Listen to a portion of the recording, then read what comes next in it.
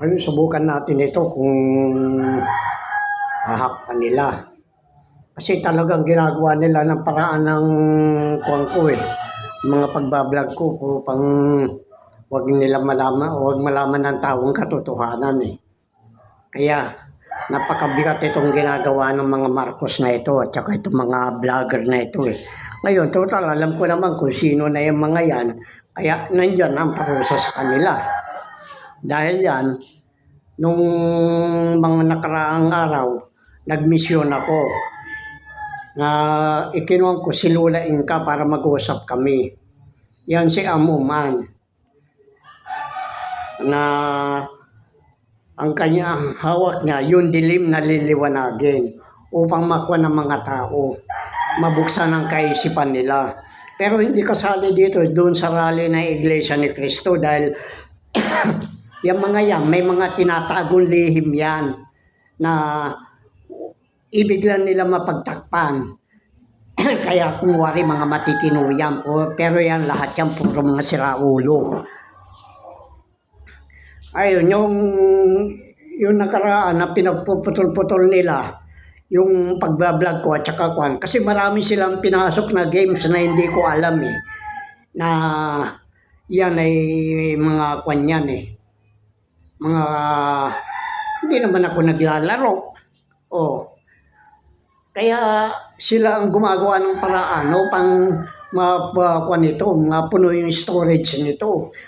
Eh, paano mapupuno yan kung tutusin? Eh, napakalaking kwan yan. Yung storage niya, tsaka konti pa lang ang nagagawa dyan.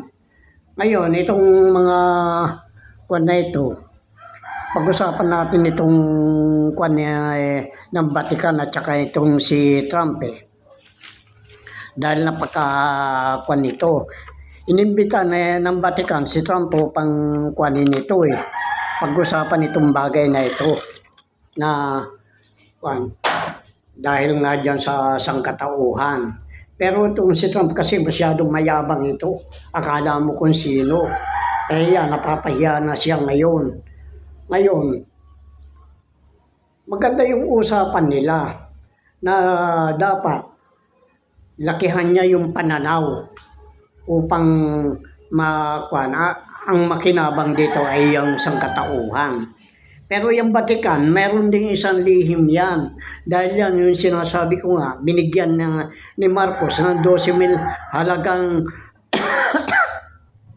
ng 12,000 toneladang ginto, mga treasury ban yan, treasury note. Kaya yan ang kwan nila, gusto nilang iligtas sa mga sarili nila. Pero yan, lahat ng sumpa nasa kanila na. Huwag nilang sabihin na wala sa kanila ang sumpa. Nasa kanila na ang sumpa.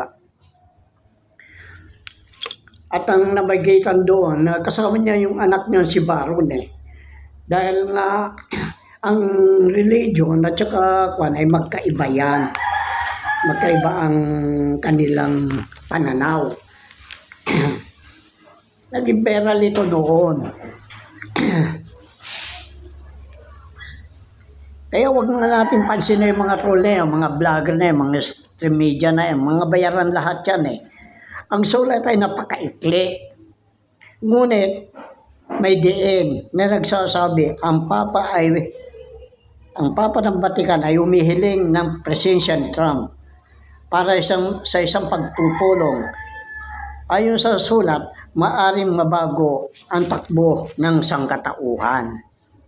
Kung tutuusin, ngayon pa lang ito nangyari na inimbitahan na masyadong personal eh. Ngunit hindi ito isang diplomasya na may malakas na dahilan. Ito ay sa ikabubuti ng sangkatauhan sapagkat ang ating mundo ay nahahati sa political, social at saka spiritual na pananaw. Kaya kailangan magkaroon ng tulay ng pagkakasundo-sundo. Parang yung kantang Bridge of Troubled Water. Pinakuan ko yan dun sa isang tiga Bicol noon eh, na nagpagamot. Pinakakanta ko lang siya. Tutulungan kita pero ipangako mo kakantayin mo ito.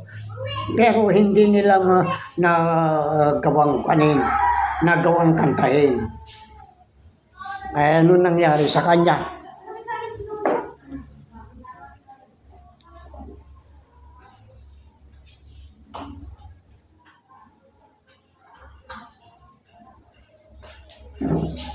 Ay, ayun. Walang nangyari.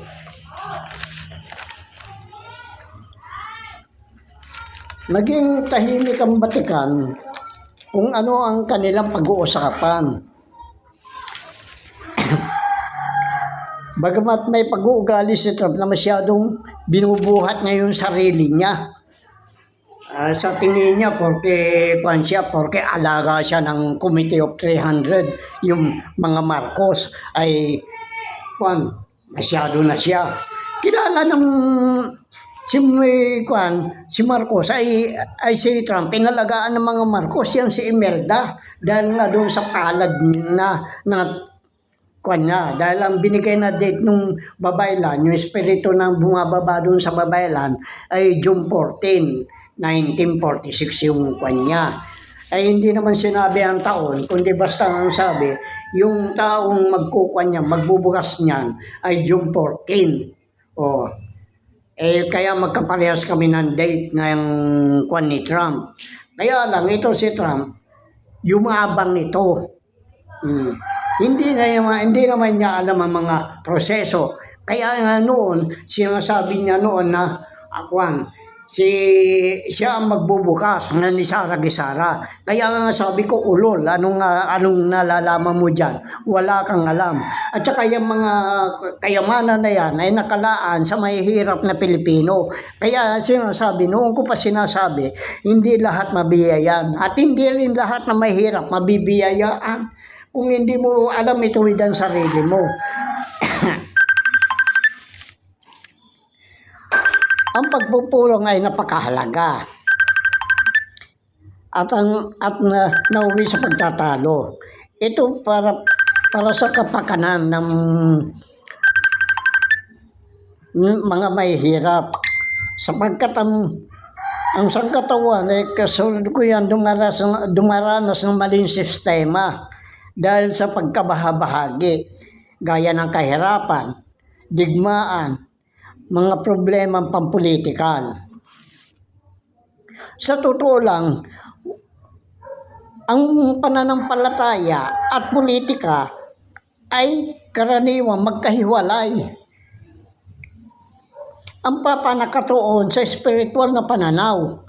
Samantala si Trump nakabatay sa kalagayan ng kanyang nasasakupan at yung pakikialam sa ibang bansa.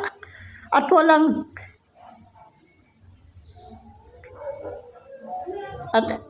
dahil sa kanyan yung isa siyang superpower Kaya ang gusto niya sakupin.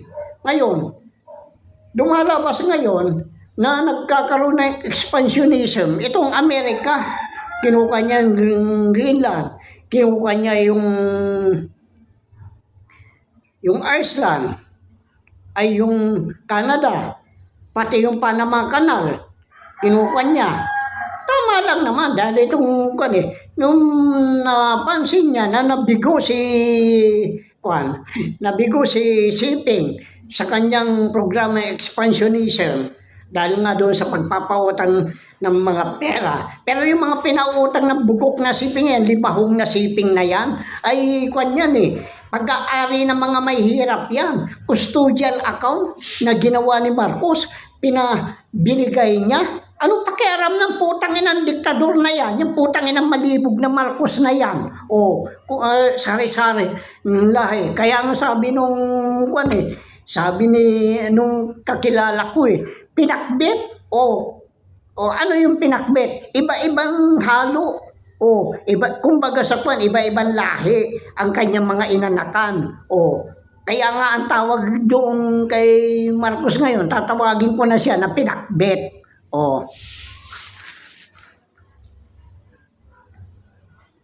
Kaya hindi natin makukuha yan.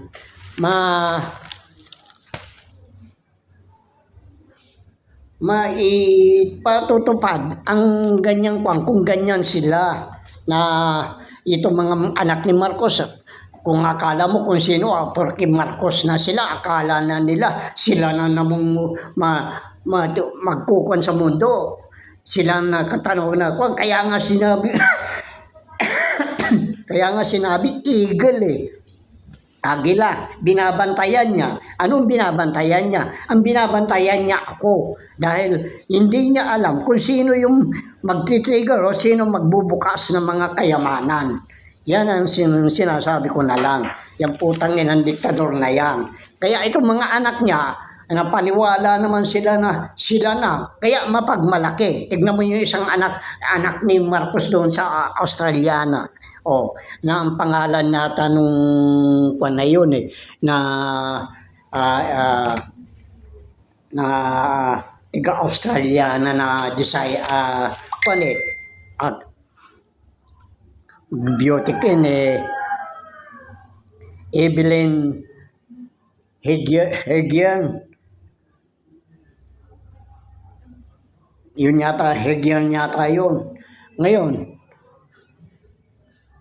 akala mo kung sino sila maski na sa aeroplano, akala mo kung mga sino na sila. Ganyan ang mga Marcos na ang tingin nila sa mga tao na mas mga baba sa kanila, mga basura na lang. Putang ina nyo, binupunot ko naman yung mga basura ang tinatapon nyo. Kaya balik na sa inyo mga sumpa. Kaya yan ang nangyayari. Pagkatapos pinalalabas itong mga putang nilang mga vlogger na troll na ito na Pilipinas daw aangat, mabilis ang pagkuhan, ang ekonomiya, ulol, mga putang ina nyo, mga vlogger kayo, mga siraulo, mga troll. Anong nalalaman nyo? Wala kayong alam na naghihirap na nga, tumataas na nga ang recession, kaya nga nag-iimprenta ng dollar. Kaya nga yun ang napagkuhanan namin nung pinadala ko doon sa mediator yung yung tungkol kay Trump. Kasi si Trump iba yung pinag-usapan, iba yung kanyang ginagawa. Ngayon gusto niyang kontrolin dahil hindi mapanisiping yung sa pamamagitan ng Bridge Road Initiative, yung pagpapautang na napakataas na porsyento dahil umurong. Kaya iyan ngayon na nangyayari. Pagkatapos itong pag-iimprenta ng putangin ng mga Marcos na yan, iyan ang dahilan kaya pinutol nila Sinunog ko yung pera na yan, pero yan iniimbestigahan na. Panayang ko nila na yung monetary one, yung monetary, international monetary fund, at kaya iniimbestigahan na ng international monetary fund yan. Dahil nagreklamo ako, dahil hindi ko na pinagagamit yung mga nakalagat na mga treasury note sa UBS. Bakit nag-iimprenta yung putang inang mga Marcos na yan? Akala nila matikas sila na hindi nila alam. Mas matikas ako sa kanila. Yan ang kinukuhan ko dyan. Kaya nga napakahirap itong ginagawa nila Mantakin mo, inamin din nung i-withdraw siya, inutusan siya ng ninang niya na magbayad doon sa mga pinagkakautangan doon sa mga materyales. Nakita niya yung mga pera na kinuhan sa kanya ay puro mga pare-parehas ang serial number. Hindi na siya kumibo dahil ibabayad niya sa incheck. Ngayon, tinanggal nung matanggap na incheck, nagkwento siya sa akin na gano'n ang nangyari. Kaya nga darating at darating, maghihirap pa tayo. Kaya tandaan ninyo yan. Pagkatapos, binubuksan na naman yung kaliwadam. Kasi may mga pera dyan na ikinuha ng inchik, pero hindi naman pag-aari ng inchik yan Kaya yung sa putang inang siping na yan yung limahong na yan, numero 1 swapang yan. Kaya nagkakagulo. Kung anong galaw ng mga maharlikang general dito na pilit itinatago yung mga kayamanan na yan, ay ganyan din yan. Kaya yan rally ng Iglesia ni Cristo, hindi ko pinagpapaniwalaan yan. Di mag-rally kayo. Kung ilang milyon kayo. May mangyayari ba? Walang mangyayari dyan. Kaya nga nung sinasabi, dahil sa mga kwan na yan, kaya nga kaya nga naging makwan yan. Naging akala mo kung sino na yung mga iglesia na yan dahil dyan sa mga maharlikang general na yan eh. Pagkatapos kinakabahan na kayo dahil ayaw mo po si Sarah. Sabi ko naman, ang uupo na yun nakasunod sa akin. Hindi ako yun. Pero yun nakasunod sa akin. Kaya napakahirap yung mga ganyang trabaho nila.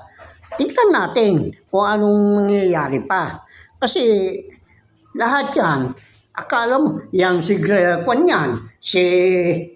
si Grace po,